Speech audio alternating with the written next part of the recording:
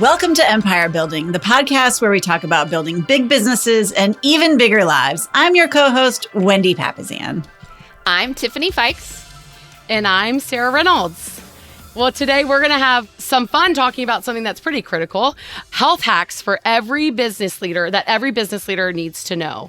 So I think all of our listeners have probably heard some of these things said before, right? If you don't take time for your wellness, you'll be forced to take time for your illness.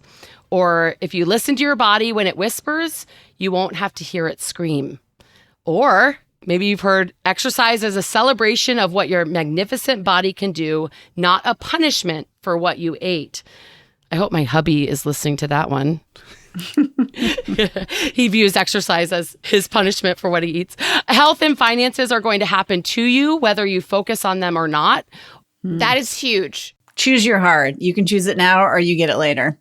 So health and finances, we don't get to choose to ignore it and it just goes away, right? You do get to ignore it in your 20s and even in your 30s, really. But once you hit your 40s, nope. The last one that maybe some of our listeners have heard, which is my favorite, is you can't win, or I like to say now, make an impact if you're dead, right? So all of us on here have had different health journeys, and I know every single listener has also had different health journeys. And honestly, this has been by far my biggest struggle, really even above counterbalance with my family. Health has just been a big struggle my entire life. And now it's one of my proudest victories, because what I've learned is your health is the foundation of everything we do. Everything you do, health is the foundation of it. And so today we're going to dive into some practical things that you can do as a leader, as a empire builder, as a rainmaker, someone that's out there making things happen every single day. Many times we can let our health sneak up on us and put it on the back burner. And so today we're going to talk about some sort of hacks, some things that you can do to make sure that that doesn't happen, that your health doesn't go on the back burner. And so we're going to dive into this. We're going to talk today about nutrition, sleep, exercise, and stress management.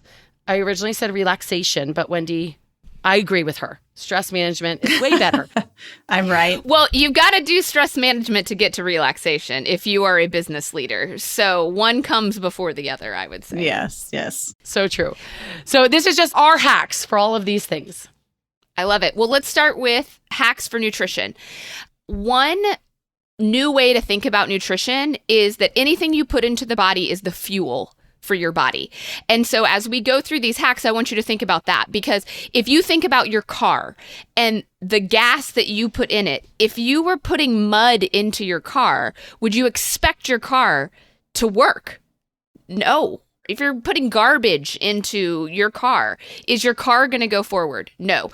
So when I started thinking about what I put into my body is the fuel. And so do I want clean fuel or do I want garbage fuel? Yes. That's so powerful, Tiffany. And that's why we have this first, because nutrition, what you put in your body, is actually almost the leading indicator for all of the other things. And so what are you putting in your body? I love that analogy of it's fuel. It's truly fuel. That's the purpose of it, right? Food? Yeah. And if you think of it as anything else, you can get confused about what the things are that you should eat. And food is also can be fun. But one of the things when we worked summer camps and week after week, we had to eat food from like camp week after week through the summer, and you're just like, this is the worst food. And what we would say to each other as we were eating, gross, unhealthy, whatever, we were just like, food is fuel. Like, you have to have the fuel. And we said that to make us eat the hamburgers that didn't taste quite right, or, the vegetables that were kind of weird. But I kept that in my mind as an adult. And I'm like, food is fuel. That's why I'm doing this. I don't have to like it necessarily, but I'm going to put into my body what is good for me for fuel. Well, and it's one thing to have something as a treat. I always think about, I don't know, somebody said this to me once, like having a donut and a cup of coffee is a treat. But imagine if you had a donut and a cup of coffee every meal for the rest of your life. Or if you, had a toddler and that's how you were raising your toddler. You're saying, you know what, you get a donut and a cup of coffee every morning for breakfast. Yikes, but some of us eat that way. So. Yeah. Well, I mean, I ate that way. I ate Wendy's twice a day in college because it was the cheapest food I could get because I didn't live on campus. And so I either ate a taco from Taco Bell or a 99-cent burger from Wendy's. I say food is fuel, don't eat garbage. As someone who in my 20s literally just ate garbage. So, and I think Sarah had McDonald's covered at one point. So we've got like the major. We've got all the good fast foods handled on this episode. Okay, so let's talk about what good fuel looks like. I want to start with water. The first thing that you need to be putting into your body more is water. Yeah, as Wendy takes a sip, I feel like at this moment, let's all get our drink. I've got my drink here. I'll take a drink. If you'll drink more water, like your body, I don't know the percentage, but your body is mostly made up of water. Yeah, hold on. I have a prep for this. Do you know about H2O? What's H2O? Water. Do you know about I thought this was going to be a joke. Oh, okay. I was like... No, I was prepping our listeners to learn about water from Tiffany Fikes. Do you know about H2O? Listen to Tiffany as she tells us. She doesn't even know the molecules in it. Well, I knew it was water, but I was like, is this a knock-knock joke? I don't feel like I was set up right. It's a dad joke. Sue Adler, are you listening? We expect you to create a dad joke from this. So hydrating, replacing what most of your body is made up of, that you're constantly losing through sweat and all of that is, I think, the first building block of fueling your body well. This is hard. I think it's harder than everybody makes it out to be. I just really struggle with drinking water. I don't sweat a lot, but I don't drink enough water. And I just don't get thirsty. Like, I just don't have a strong thirst. Yeah. Like, I literally am forcing myself to drink water all day long. Like, you could put me in the desert, I'll probably live forever, you know? Well, I think it's proximity for me. I mean, yeah. I don't love the flavor, but I find that I will drink more water on a day that I'm sitting at my desk with water in front of me. When I'm out on appointments and things like that, I drink a whole lot less. So I just try to make myself close to water. You need one of those ball caps with the 2 cans on either side with the sipping thing. Well, what I love is my hydrate bottle. So I have this hydrate bottle and it lights up. So it has a weight on the bottom. And when you haven't reduced the weight on it, which means you haven't drank water, it will light up to remind you. Because for me, water was my first habit that I developed. And it took me a whole quarter. I didn't focus on anything else to develop the habit of drinking water. And that's what catapulted me to losing now almost 100 pounds. Because the thing about water that's fascinating is a lot of times we think we're hungry, but we're actually dehydrated. Yes, that's me. Yeah. And so then we go to food because we don't feel thirsty. I'm like you, Wendy. I barely sweat. My dad's like you. He barely sweats. It's nice, actually. I was going to say, I sweat for both of you. Like, I'm sweating right here, just sitting here on this podcast. Thinking about what a sweater you are. Yes. I'm like, oh, gosh. It's nice, but it's also like that's the way your body like releases. Yeah. Well, also, it can be dangerous because you pass out. I've passed out from heat stroke before. Yep. So my dad taught me like to always, before you go to bed, put a glass of water beside your bed. When you wake up, the first thing you do, and he views it as how he taught it to me, was you reward your body. Do you do that? Yes. Yeah. When you're sleeping, your body does all the work. I mean, you're sleeping, but your body is literally like recharging. And so I've noticed when I don't do that, I rarely get in the water that I need. So build systems around it. So put a glass by your bed. Buy a hydrate bottle. They are pretty expensive. Empire Building Podcast, brought to you by Hydrate. Yeah, seriously. Where we make nothing for this advertisement for them. And we talk about things we're passionate about many times. But yeah, water is such a big part. So hacks for water. Put the glass by your bed. Get a hydrate bottle. Set a goal, right? Setting a water intake goal is huge. I have it on my 401 every week. Wow, that's huge. But it really is the building block of everything else that you put into your body. So I love that. But then, of course, you want to eat a lot of vegetables because actually vegetables have a lot of water in them. I was going to say, do you know what vegetables are mostly made of? Yes. The other thing that you can do is meal prep. So a lot of us are super busy We work a lot. We don't have time for lunch necessarily. We roll through lunch and have meetings. So you need to have your meals prepped. Otherwise, you're going to eat something crappy. And that's just the reality of it. So what does that look like? Sunday night, Monday night, whatever that is, grill a bunch of meat and grill a bunch of veggies and pack them in a lunchbox. It doesn't have to be complicated. It can be chicken and broccoli. And as you're eating it, you're learning from Tiffany saying this is fuel. Yep. Food is fuel. You don't have to love it. Yes. Yeah. Healthy snacks in your purse, in your car. I always keep a few things in my car, something that's going to be better for you. Because otherwise, you're just going to make a bad decision when you're tired. That's really what's going to happen. What are your healthy snacks that you have? Because that's what I struggle with is like, is this healthy? Is it not healthy? I'm trying to eat more whole foods. I think protein bars are fine. I'm trying to eat more whole foods. So that looks like more protein for me too, because I am not in my 30s like some of my podcast hostesses. I'm deep into my 50s. So I'm trying to keep my muscle mass so that I'll be able to like wrestle you guys when I'm, in my 70s and you're in your 50s. And so that's like turkey jerky. That's a really great snack. Keeps forever. You don't have to worry about it getting spoiled. Check that your jerky doesn't have a lot of sugar in it, though, because some do. So check. Actually, perky jerky is what I get. Dr. Peter Attia recommended it. You can buy it on Amazon, just like your hydrate bottle. I eat a lot of cottage cheese. If you can do dairy, it's really high protein snack. And I can't eat it plain because I have like texture issues. So I will put a tablespoon of pumpkin seeds in there because pumpkin seeds, I love any kinds of nuts and seeds, but there's a lot of fat in them. So you have to be really careful about what you eat. And pumpkin seeds are one of the like lower fat, better ones for you. And then you get like your little salt hit and all that kind of stuff, or chop up a half an apple or something like that. So you can get these little packets of tuna. I keep these at work. It's just a little. That's good. That's real good because that's protein. Protein. That's really good. It's clean protein. Eat it with a fork, or you could put it in your cottage cheese if you're feeling gross like I do sometimes. It's pretty good, actually.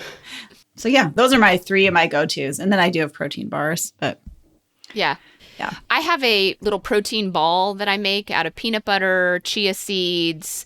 I do put some mini chocolate chips in there just to get a little, sweet taste to it.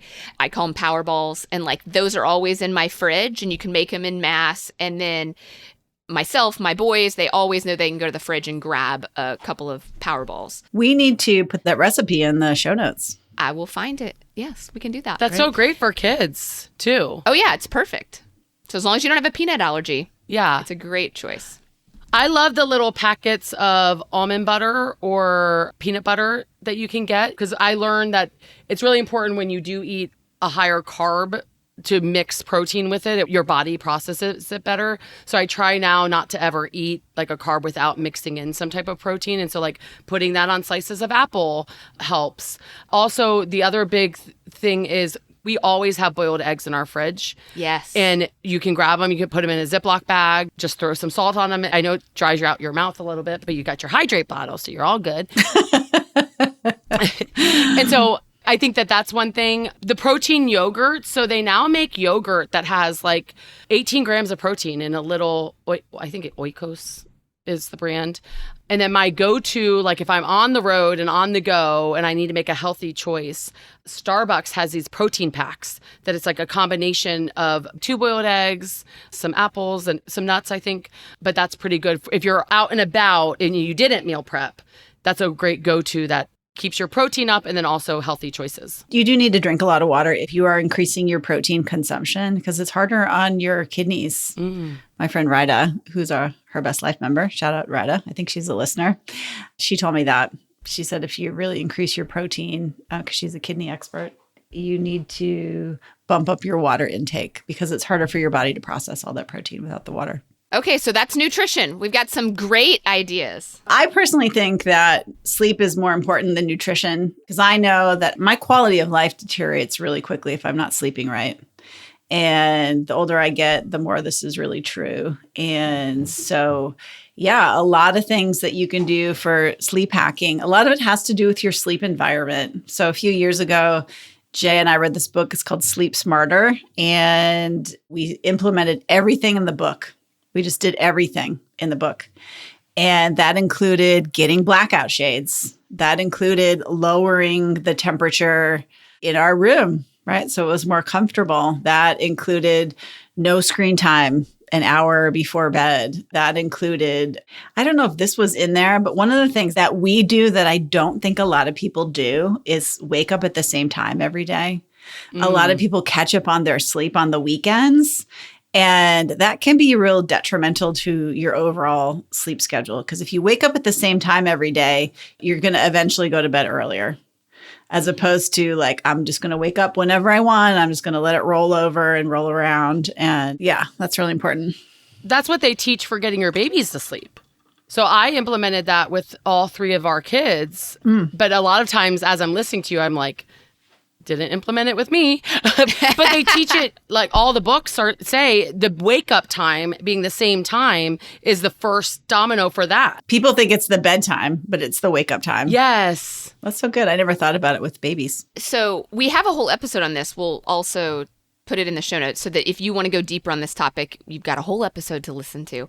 But one of the things that helped me a lot was like a notepad by the bed, which scientists have said it, but it was really my mom that said it to me, where she was like, this is what I do. When I wake up with an idea, I've got something to write it down on. Shout out to Tiffany's mom. Pam Felton, bring in the sleep hacks. So, you keep something by your bed because it's the thing that you're going to forget that's going to keep you up, possibly. And so dump it down. And plussing that is actually just write it down before you go to bed, too. Like, think about what are the things I need to remember tomorrow and give yourself 5 minutes to go through that. Dump it on that piece of paper and then go to bed at that point. Don't wait for it to wake you up. That's when I get my best worrying in, is in the middle of the night. Yes.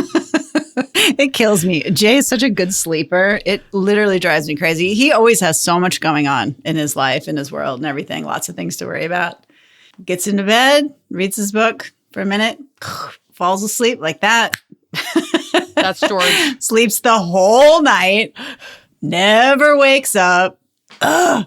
Joshua can wake up in the middle of the night and then go immediately back to bed. Oh, Jay's the same way. Yeah, roll over, fall back asleep. Yeah. Oh, is the dog barking? Oh.